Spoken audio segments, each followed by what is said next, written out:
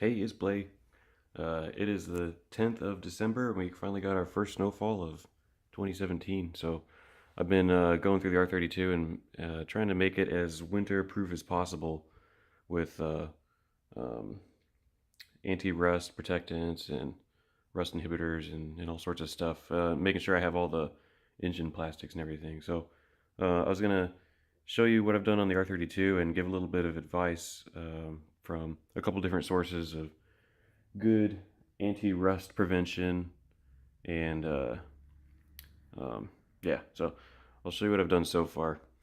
So you can see the wheel well is all black here. So what I did earlier, maybe about a month ago, is I went and took the wheel off, pressure washed it, and just scrubbed everything down, and then I sprayed the whole thing with like just a typical Rust-Oleum bed liner type of spray. So that was super simple. And I also back in here you get like this much built up of mud and dirt and grime and stuff, and that's really bad if you're if you're in a salt belt area, because it just holds moisture and it holds salt, and that's what just causes it to rust. And you always see rust like starting right here. So I took the fender liner out, cleaned this out, pressure washed it.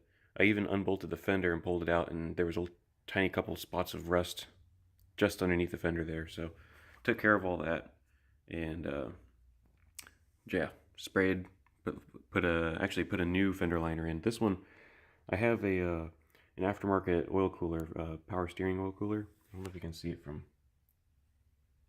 I don't know if you can see it back there. Um, but so I found out about this European TDI liner. So I'm able to have all the airflow through the oil cooler and cool power steering. Is probably super overkill, so I'm planning on actually switching it to oil. So yeah, so I put this new fender liner in. It was a little bit of work to try to get it to line up because it didn't have the right holes for the underbody tray. And then I also got every single piece of underbody plastic reinstalled, well, installed probably for the first time. I ended up getting like this full body engine pan. It's kind of like the same size as like the street shield that you get from ECS, which I actually have sitting over there. And I switched away from the street shield because I didn't like the posts that make, there's like some legs that stick out right here to hold that thing up.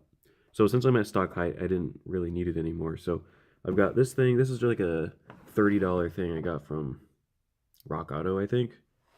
It fit just fine. It doesn't have all the baffling and stuff on the other side, but it works. It took a little while to get it all lined up, but so then I have this thing, and the same on the other side. And then I also have the inner guard right here on both sides. The only thing I'm missing is there's a piece of plastic that's supposed to go right here, and it's no longer available in the entire world. So the only way to get it is to buy a whole brand new bumper. I hope it comes with it, or get one off a salvage car. Um, so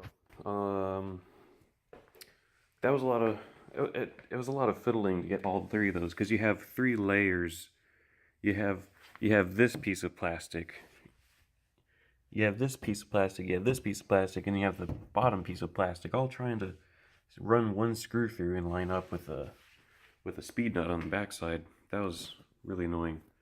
So while installing this, the bottom splash guard, the full length one, I found I actually needed a couple. Well, one speed nut that I didn't realize needed. You need these little metal insert speed nuts. Luckily, I have the part number right here. So you need two of those, and they insert into little rectangle slots on the subframe. And they're actually used in a couple other places too for holding on your engine bay plastics. You also, I recommend you stock up on just regular old trim screws that like every single part of the bumper uses. Like I think I need like probably 30 total, because they're using on every single one of these plastic panels in the bottom. So there's the part number. Stock up on those. I think they're also 99 cents each. Also get these. These are the speed nuts that you put on the plastic pieces. If for whatever reason they get rusted very quickly, depending on what kind, where you get them. Sometimes they're uncoated, sometimes they're coated. So there's a part number for those as well. And these are just things that I recommend you just stock up on for any Mark IV owner. So if you guys already have a little bit of rust, if it's just a little bit of surface rust, there's a couple of things you can do that are pretty easy before you do your rust proofing and your cleaning. So you can use something like this. It's a spray-on rust fix. Turns your rust to black, and you can paint right over it. Depending on how much surface rust you have, you may have to spray a little bit, let it dry, let it do its thing, and then spray a little bit more, let it dry, and then you can paint over it. Just make sure you read the instructions on the back of whatever product you buy. Make sure you're painting it within the time limits that it allows. Another option is use this like this rust neutralizer. I've heard it called naval jelly as well. I think naval jelly might be a little bit thicker than this. It's kind of pink. And you paint it on with like a foam or disposable brush or whatever. It pretty much does the same thing. It converts the rust to a neutral surface that you can paint on. So, advice on rust inhibitors and rust protection. I've started to use these two products. Fluid film rust protection and LPS3. So this is like it's kind of a super thick, I'm trying to think what it's similar to. It's like a super thick WD-40, except it's more neutral, I think. So you can see I've sprayed it here. It's kind of sticky. It's meh. But it's not that big a deal. You just wipe it down if you're working around it, but it's worth it to protect rust. So I went and sprayed it on all the parts that I kind of remove frequently, since it's a little bit more lubricating and runny as opposed to this LPS3, which is very thick and waxy. So I sprayed it on moving parts and things I remove, like I'm removing this stuff all the time, like these screws. I've had the bumper off probably 6 or 7 times this year, and so those are always coming off. You can see I sprayed it in here on the lower control arm bushings, front and back, and the tie rod end links, all sorts of stuff like that. Things that generally are moving. Also sprayed it on the bushings there. I don't know if I think it's pretty neutral on those bushings. So that stuff's nice because it's deep penetrating and it's easy to apply, it's easy to clean, and it'll stop all rust and salts from sitting in any of your metal bolts. So the other stuff that I got is this LPS3. This goes on a thick, heavy yellow brown wax,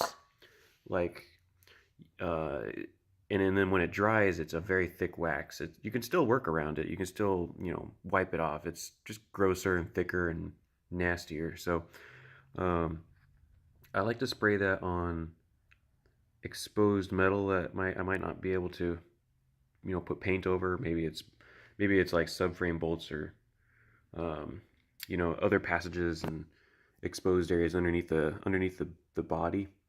Stuff that you won't touch, in a couple years or something like that. And it works really, really well for keeping moisture and dust and salt and stuff out. So use this for moving things and short-term things that you move frequently, and then use this for like long-term stuff. This will probably last you like 4 or 5 years if you apply it right, and this will last you maybe like a year or 2 if you're not messing with it too much.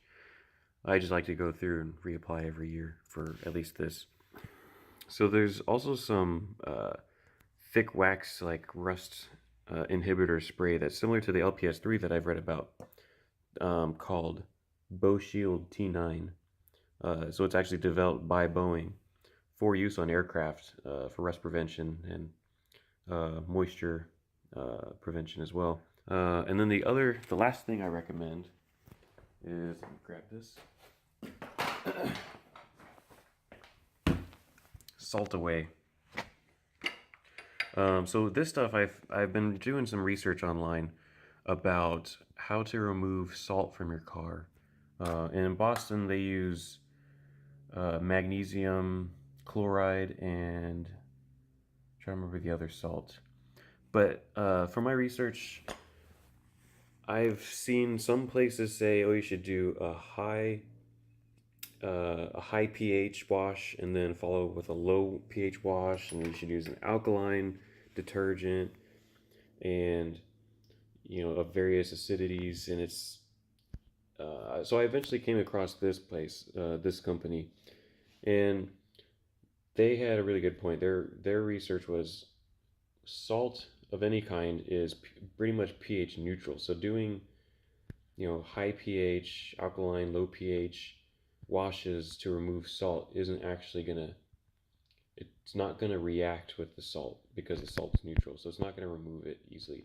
So what this stuff does is it acts as kind of like a lubricant for the salt. It reduces the surface tension of water and of the salt, and it makes the salt drip off very, very quickly and easily. So you mix this up um, in either your pressure washer, depending on if you have like a premix thing on there. There's a couple of different ways you could do it. They have their own spray that's like a little attachment that you attach to your hose. And um, my solution, I haven't actually bought the thing yet, but my solution is going to be to buy one of those um, Raid like pump sprayers, and I'll do the correct ratio mixing in the pump sprayer. I'll probably use a hand one with an extending arm, and that will let me pump it up, spray down salt on the sides. With the extending arm, I can spray salt from underneath. I can jack up the front of the car and try to reach underneath the car and spray down salts and stuff just after each snowstorm. And so I haven't driven this out in this snowstorm yet, but for the next one, uh, it'll make it super, super easy to remove any salts, and then it'll help with rust prevention and maintaining your paint and stuff. So those are the three products that I heavily recommend for anyone living in heavy snow, salt belt type areas like Boston. So I hope this really helps someone. It's definitely helped me. I've gone through one winter so far with just those two protectants, and I have no salt from last year on the R32 and on the GTI from using this method. So take it easy, guys.